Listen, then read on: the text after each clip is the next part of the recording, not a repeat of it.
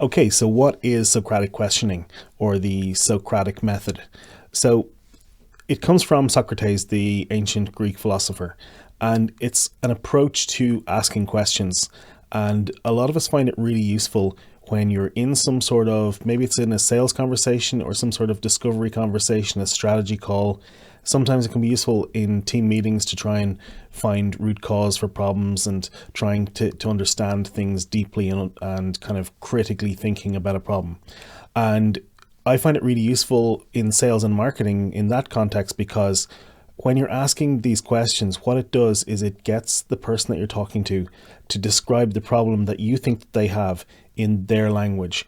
And so what that does is that helps you to understand how they perceive the problem, how they perceive the issue or the pain, and also what is the specific language that they are using to describe it.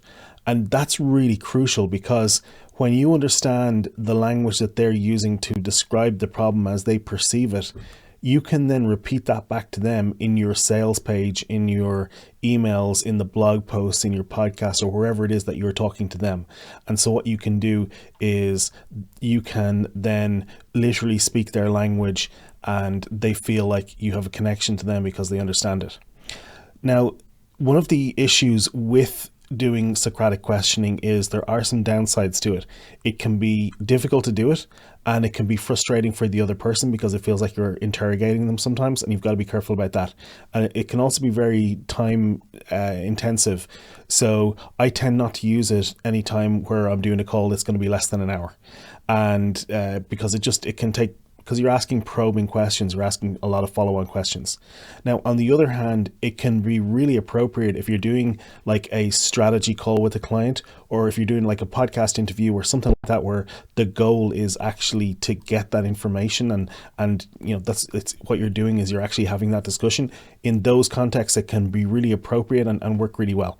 But just be aware, it can be frustrating. It can also be tiring because the human brain actually uses a lot of calories, funny enough. And when you're thinking and concentrating deeply, it can actually just get tiring.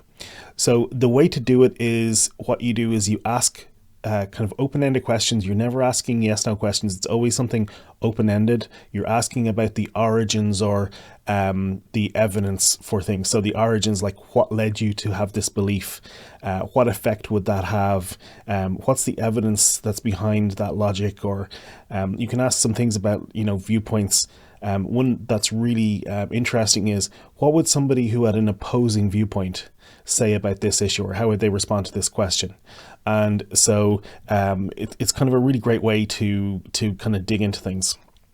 So some other questions, can you tell me a bit more about what you mean by that? Can you give me an example that will illustrate that? What makes you think that way? Why do you feel that way? What led you to this conclusion? Are there any assumptions? What assumptions are you making with this? If that wasn't a valid assumption, why might that be? So you can kind of, ask kind of almost devil's advocate kind of questions.